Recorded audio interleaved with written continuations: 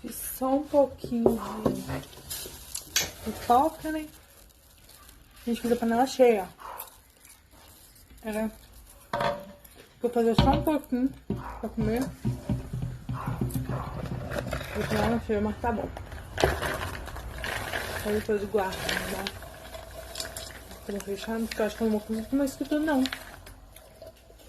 Só eu e a Ana Lara não caiu pro chão. Eu não sou de comer sazão, não, gente. Eu sou contra. Porém, como eu sou um pouco... Eu ia falar que eu sou um pouco hipócrita. Sério, mas eu não gosto de sazão mesmo. Mas é porque aqui na pipoca fica muito bom.